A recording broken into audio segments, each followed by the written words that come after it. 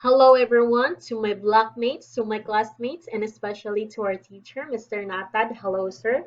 So in this topic, we're going to talk about the application layer. So in the application layer, we're going to tackle about the introduction, the application, presentation, and session layer, how application protocols interact with end-user application, web and email protocols, IP addressing services, file sharing services, and lastly, the conclusion. Introduction.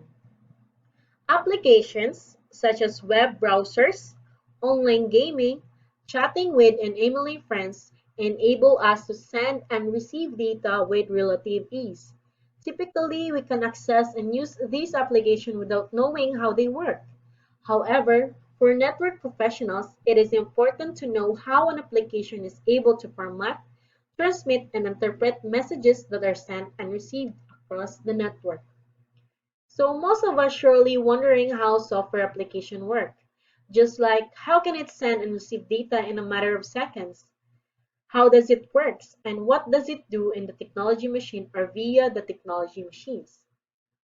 I am sure you also ask that to yourself, but you just don't pinch but you but you just don't pay attention in it too much like that you're really curious. But as stated in there, network professionals should pay attention about it because it is important and it will also help them to do and understand their jobs. Visualizing the mechanism that enable communication across the network is made easier if we use the layered framework of the OSI model. So here. So this is a photo to show you an example of the OSI model. So this is a layer by layer to fully understand how it works. So we have the 7 layers. So we already know that the other groups already discussed about the physical, the data link, the network, and the transport. So here we're gonna talk about the application, presentation, and the session. So here it is to, to make you understand, even though a little or there are already some of you already understand that. So in here, application, presentation, session layer.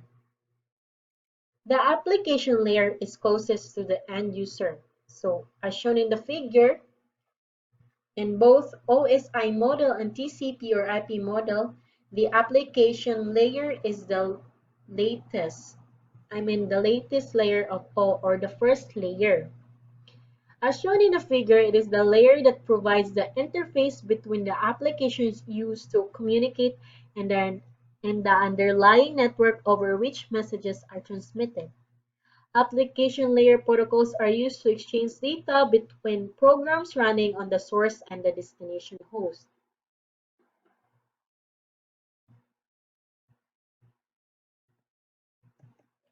The application layer.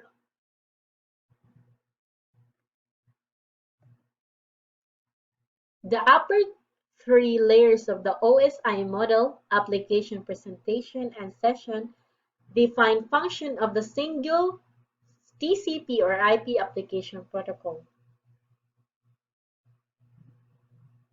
So as shown in the photo, in the left side, which is the OSI model, and the right side is the TCP or IP model.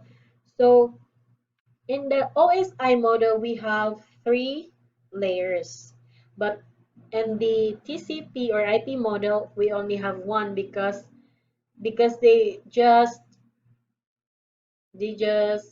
mix or not, or they just put it in one. So I think just the way that the TCP or IP model do.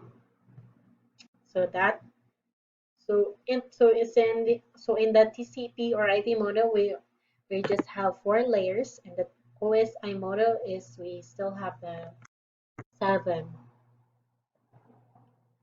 There are many application layer protocols, and new protocols are always being developed. As we all know, in the IT or anything that includes technology, there is no permanent. It will always expand, it will always develop, and it will always upgrade because this is a job wherein you will have better solutions and ways on creating technology and software. So the application layer protocols have also that.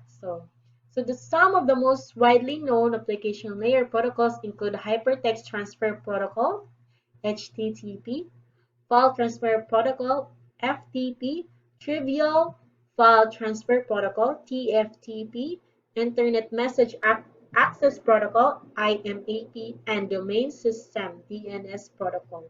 So we're going to discuss that later so we can fully understand what they are. The presentation layer. The presentation layer has three primary functions: formatting or representing data at the source device into a compatible form for receipt by the destination device, compressing data in a way that can be decompressed by the destination device, encrypting data for transmission, and decrypting data upon receipt.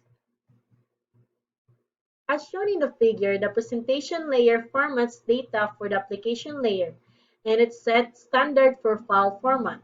Some well-known standards for video include QuickTime and Motion Picture Expert Group, the MPEG. Some well-known graphic image formats that are used on networks are Graphic Interchange Format, GIF, Joint Photographic Expert Group, JPEG, and Portable Network Graphics, PNG format. So these are the well-known formats. We encounter them a lot, especially in saving videos and images.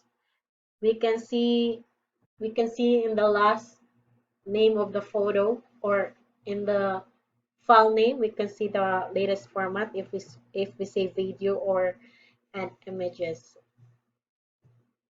So the session layer. The session layer function.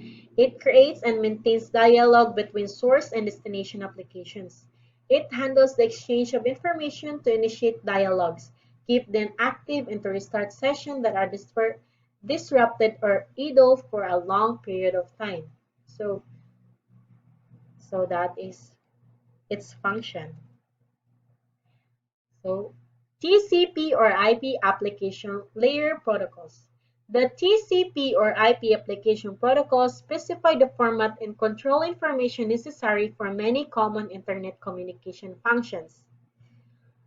Application layer protocols are used by both the source and the destination devices during a communication session. For the communication to be successful, the application layer protocols that are implemented on the source and destination hosts must be compatible.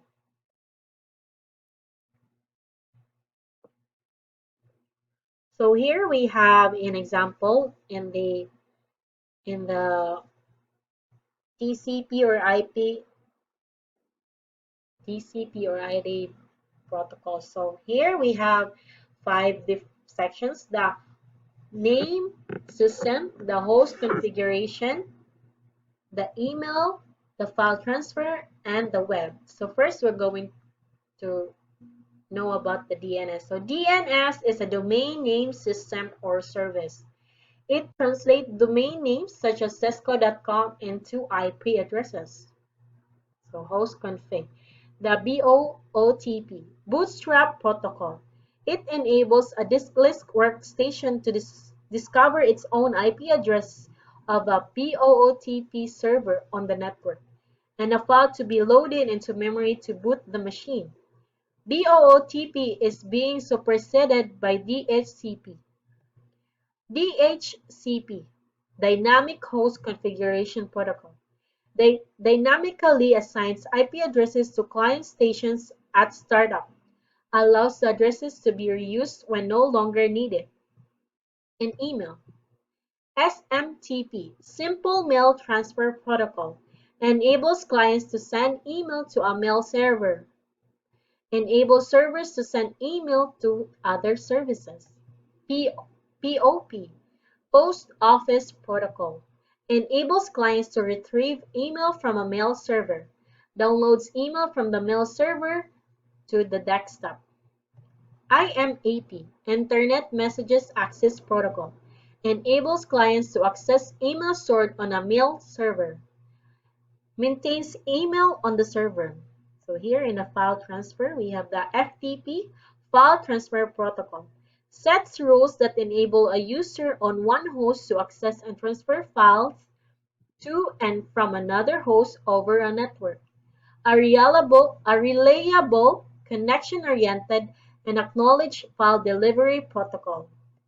TFTP, Trivial File Transfer Protocol, a simple connectionless file transfer protocol, a best effort unacknowledged file delivery protocol, utilizes less overhead than FTP. Here in web, HTTP, Hypertext Transfer Protocol, set of rules for exchanging text, graphic images, sound, video, and other multimedia files on the World Wide Web. HTTPS, Hypertext Transfer Protocol Secure. The browser uses encryption to secure HTTP communications, authenticates the website to which you are connecting your browser.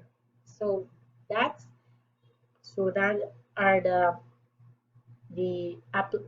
TCP or IP layer protocols. So that's it in my side. So we're going to go now to the next reporter. So thank you and God bless.